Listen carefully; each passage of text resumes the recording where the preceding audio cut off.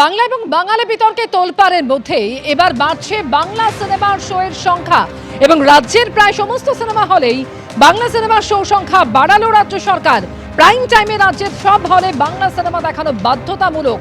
এ সম্পর্কে আরো জানবো, অনির্বাণ বিশেষ আমাদের সঙ্গে টেলিফোনে রয়েছেন। অনির্বাণ, ঠিক কতটা বাড়ছে রাজ্যের সমস্ত সিনেমা হলে বাংলা শোয়ের সংখ্যা? অমৃতা, তোমাকে প্রথমেই জানিয়ে রাখি যে কয়েকদিন আগেই কিন্তু বাংলা সিনেমা তাদের প্রায়োরিটি দিতে, তাদেরকে গুরুত্ব দিতে কিন্তু একটি বৈঠক হয়েছিল লন্ডনে।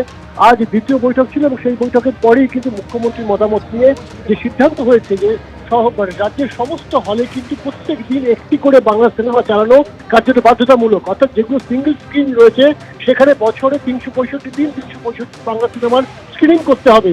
তার পাশাপাশি কিন্তু যা অন্যান্য যেগুলো মাল্টিপ্লেক্স রয়েছে সেখানেও কিন্তু একটি সংখ্যা বাড়বে। ফলত যেটা বলা হচ্ছে যে বাংলা সিনেমাকে বাড়তি গুরুত্ব দিতে চাইছে তৃণমূল সরকার, এবং বর্তমানে এমন একটা সময় তারা এই সিদ্ধান্ত নিয়েছে যখন বাংলা বাঙালি ইস্যুতে কার্যত একটা হাতিয়ার করছে না 26 নির্বাচনের আগে, সেই জায়গায় দাঁড়িয়ে বাংলা সিনেমা প্রসার ঘটাতে তারা কিন্তু এই উদ্যোগ নিয়েছে। যদিও আজকের এই বৈঠক, সেই বৈঠকে কিন্তু এই সিদ্ধান্ত হয়নি যে সমস্ত সিনেমা হলগুলিতে বাংলা সিনেমা যদি চালার ক্ষেত্রে যদি কোনো ধরনের আর্থিক সমস্যার মুখে পড়তে হয় হল মালিককে, তাহলে তার দায়ভার কে নেবে বা সেই ক্ষয়ক্ষতি কে বহন করবে।